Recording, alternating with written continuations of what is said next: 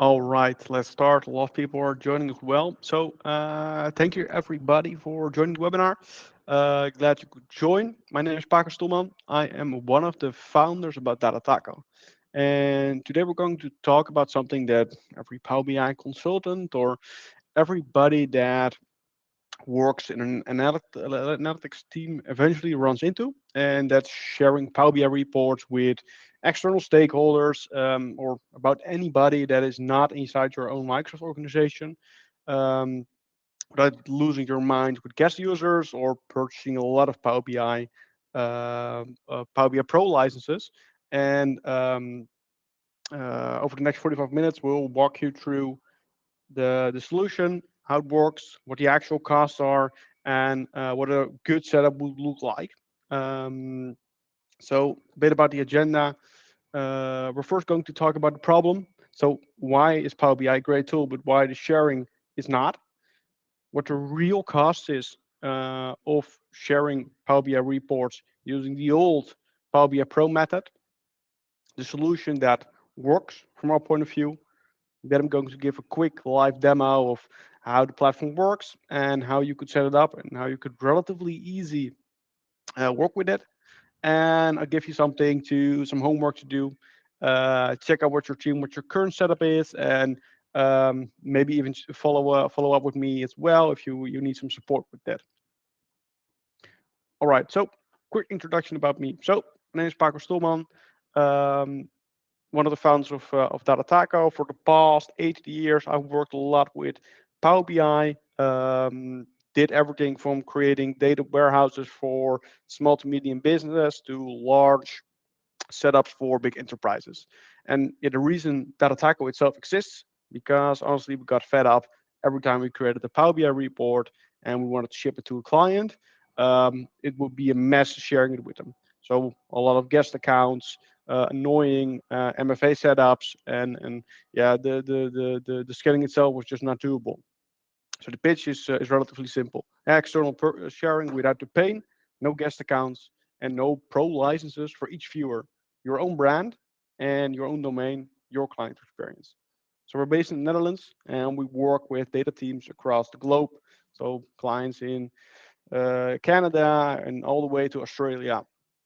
And yeah, before we continue and get started with the actual webinar, so how are you currently sharing Power BI reports? So there should be coming up a poll right now where you can select how you are sharing Power BI reports. Let's check that one out, and I'm happy to see what you guys are doing now.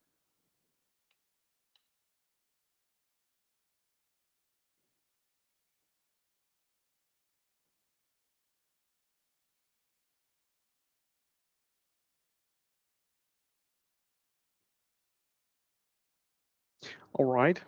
So the answers are coming up.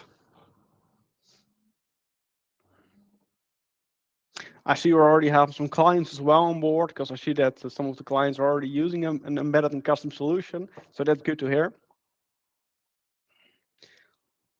Let me just close the team.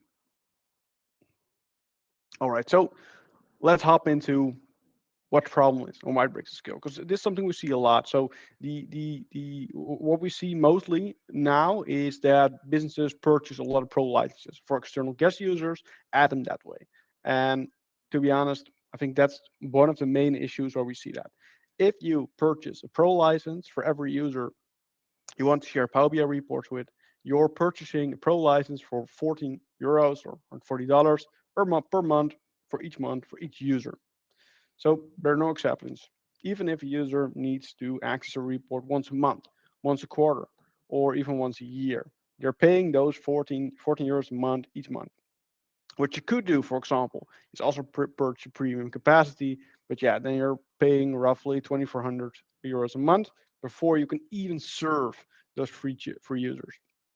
And the cost grows with every new client or every new user. So yeah, that's not good. On the other hand, when you're using pro licenses for external users and you're going to do that, you have to add guest accounts. If you've ever used guest accounts, you know that's sport hell. So every user you invite, gets added to your own tenant, they need to compete with your own MFA. Their IT could block you because you have a cross login policies that doesn't work, and the access management is terrible. Yeah, because once a user leaves, for example, it's difficult to see which one users to remove. And on the other hand, if you share reports using default Power BI service, a user goes to app.powerbi.com and not to your own branding. So for me, this is one of the worst parts, right? You spend months building a great dashboard, setting up the data sources, connecting them, creating a Power BI report for it to be shown in some dull app.powerbi report service that doesn't look good, right? All right, and let's do the math because this one for a lot of businesses gets expensive pretty fast. If you have just 50 viewers, you're paying roughly 4,800 euros a year on Power BI licenses alone. If you go above that, we see the pricing here. If you go to 500 viewers, you're paying 84,000 euros a year. And it's not necessary. All right, so the solution. Before we head over the solution, another quick poll should pop up right now. And we're interested in what the actual pain point is for what are your issues with the current setup for Power BI sharing. Yeah, we see onboarding new clients takes long, so we see that a lot. All right, so the section with onboarding new clients take long. We recognize that a lot, and a lot of the initial Power BI setup phases or the things you got to do in Power BI to start sharing with your own with your clients or to onboard new clients is it's way too difficult. So how it should work from one point of view, we have four pieces of the puzzle. Yeah, your Power BI reports where they already live, right? Your Power BI environment, so that's step one. In your tenant, nothing changes there. What you're going to do is you're going to connect them through Power BI Embedded to the API for services reports outside of the Power BI service. You're going to wrap that into a branded portal, your domain, your colors, your logos, and here lives your authorizations as well. So there's no Microsoft accounts or Azure AD invites or pro license required in your branded portal. And on the other hand, we have your client. So the only thing your client ever sees, or your users, or your stakeholders, is the branded portal that you create for them. So under the hood, how we have created it is the Power BI service. So we just talked a bit about that. That's where your current Power BI reports live. There's no change there. So how your current Power BI setup is, we're not going to change that. That works out of the box. So what you can do is you can connect that through Power BI Embedded with the option for app owns data. And this is a Microsoft service that's allowing Power BI reports to be used outside the default Power BI service itself. And what we can then do is connect an intermediary platform like Data Taco. And what Data Taco is, it's a white label portal for embedding those reports inside it. So it's a shell around the Power BI embedded. And your report viewers are only going to need to see the report inside a platform like, for example, Data Taco. So what's a good thing here is that all your users are not needing a Power BI Pro license, for example. They do not need to have, for example, an Azure AD account. That's not required. And what could also be an option is they do not need to have, for example, your external email address. So that works like that out of the box. However, there's one thing you will need to have before this works. So what we have now in Microsoft is something that's called a fabric capacity. And for people that do not know what a fabric capacity is, it is a resource of Microsoft you can purchase. And what that resource does, it calculates things inside your Microsoft environment. So you can use your fabric capacity, for example, to run pipelines, but you can also use it, for example, to run or refresh your Power BI report or to embed them in some sort of portal. So what you'll need is fabric capacity for this to work. So how does that work? Firstly, what you can do is you have fabric capacity trial you can use. By default, it's 60 days, but you can extend that fabric capacity trial for, I think, um, it goes up to a year, sometimes 2 years. During those trial periods, you can have the fabric capacity for free to check it out and check what wins work for you. What we see most of the time is that if you have up to 100 report viewers, you can be sufficient with an F2. Roughly, because it's going to be between 150 and 200 euros a month. So that's a lot cheaper than what you're probably paying right now in Power BI Pro licenses. If you use an embedded solution like our platform, you're also paying roughly 200 bucks a month for our fee for the actual using of the software. All right. If you have any questions regarding this for your own setup, please feel free to ask me the question. We can discuss them. What you can also do if you want to discuss this specific section with me later, you can also schedule at the end of the demo. You can also schedule a quick call with me, and we can discuss how this could work in your setup. All right. So what we're going to do now is going to give you a quick demo of how you can relatively easy onboard a new client or work with a platform like Datataco to share those reports.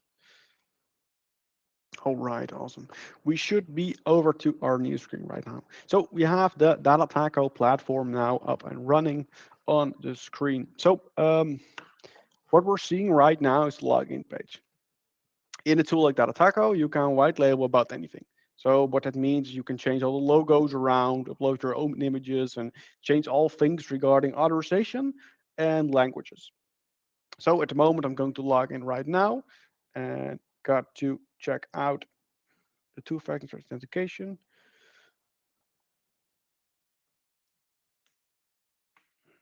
And we will be logged into Datataco. So now I am logged into my main environment. That's Sentinel Edge Cybersecurity. So Sentinel Edge is, of course, a fictional company that does cybersecurity services for their clients. And what Sentinel Edge does is they deliver specific Power BI reports to their clients. For example, for things like their uptime, for example. So Sentinel Edge has a couple of organizations, so their clients they have added to Datataco, and in each of these clients, there are reports that they are sharing with them. So let's head over to one of those clients for a bit. Let's get over to Acme Industries, one of their clients. All right, so now I just moved from my account to the environment of Acme Industries, and we have a couple of reports here. So we have some reports about threat exposure and compliance and vulnerabilities. So let's open one to see how that would generally look. All right, awesome. So I just opened a Power BI report, and most of you will probably recognize this report. So this is one of the default Power BI reports you can download there. So as you see, it's just a generic Power BI report. Below the surface, this connects with a Power BI workspace I have in my own environment, and I can do anything with this. So I can add filters in the report, I can close the filter pane, I can download screenshots or export with some options, or create different bookmarks and zoom in and zoom out, right? So this works out of the box. Um, if you, for example, want to share this report with, for example, an extra person, the only thing you got to do is go over to report configuration, open the report you want to share with, and assign, for example, a new user. So that can be any user. You can add it, update the configuration. The user will get an email saying, hey, you can log in and you can now see this report. That's it for the user side. All right, let's go back a bit and head over back to our main environment. So that's Sentinel Edge. All right, so what we're going to do is we are going to add a fictional company to our new environment and see how easy it is, for example, to set it up and change everything there. All right, so that's Demo Inc., for example. And what we can do when we create a new environment and want to roll that out is we can, for example, say that that user can deviate from specific UI settings. So what that means is they can upload a different logo, or they can change all the colors around for each different environment. So you can actually customize that to each of your sub-organizations, clients, stakeholders, or even separate business entities. And you can say, hey, let's give it another domain, or have different security settings there. So that can all be changed there. And what you can also do is say, hey, there are different workspaces allowed here, and you can limit that. All right, so now we have created that one, Demo Inc., and we can switch over to Demo Inc. now. All right, awesome. And now we have a clear environment with no users, only myself, and we can relatively easy now start sharing here. So for example, let's go our report group test. So what a report group is, it's only a container where you can input some reports, and that's it. And let's share our first report. All right, so let's, for example, select sales and revenue dashboard, give it a quick name, like sales and revenue dashboard, so it's like it should be. It's in a report group. And what we want to do, for example, is hide the filter pane in the navigation. And that's it. We also want to hide any bookmarks. And we want to have comments available. So we want to create comments. And I want to share it with myself. So the info account, and I want to share it with Paco at test.nl. Oh. So they will be invited as a viewer, and we can start doing that. All right, awesome. And now we have shared this report. So as you see, you can really easy create new organizations and start sharing with them. So you do not need to add some sort of Power BI workspace to, or sorry, some access to a Power BI workspace. You can just relatively easy say, okay, I spin up an environment, going to link the Power BI reports and add users, and that's it. And no requirement, for example, for adding guest users. That's not necessary anymore. All right, so let's head back over a bit to the main organization. Um, and also good to mention that, so what you could do and what we just mentioned is that you can white label every environment according to your own needs. So what you can do is you can give the application name a different name, change all the fonts, the colors, upload your own logos, and change all the report layout sections as well. And what you can also do, for example, is host it on your own domain, implement Google Analytics, so you have all different analytics for all your reports, and set up things like single sign-on and all the different features. So you can completely make it according to your own business, and make sure you deliver your own analytics product. So it's not just reports you create, you can actually deliver your analytics products to your clients, or for example to internal users. All right, so if there are no specific internal questions regarding the demo, we can quickly head back over to what I would recommend doing for the next steps to check if you can scale up your external distribution or internal distribution of Power BI reports. Let me quickly share my other screen.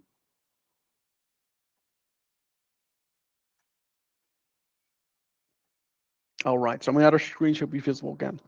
All right, count how many external pro licenses you have, or at least pro licenses you have, because uh, what probably can happen is you can remove a lot of those licenses because you're going to switch to fabric capacity and embedded combination. And then the only users that actually need to have a license need to be the Power BI developers. Those are the only people that are going to have a pro license. Audit your guest accounts. Check how many times they logged in for the past months. Are they even using those guest accounts? List all the reports you share, internally or externally, and do that in role of security, which people do need to see the data.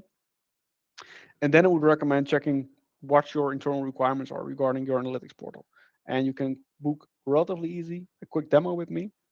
And what we can do in the demo is check out your own setup, check how that should work, and discuss from there what um, uh, what the next steps are. All right. So if there are any questions, or for example, if you want to book a session, um, I'm even pretty free this afternoon, so we can dive right to your own setup. And I've also added the Power BI cost calculator as well, so you can check out what you're currently spending in Power BI based on the amount of users and where you could be going to in the near future. All right. So if there are no other questions for now, I would like to thank you for your time. And yeah, please feel free to book a demo. And you can always get in touch with us through email. You also see the email in the presentation right now. And I hope to hear from you. Thank you very much.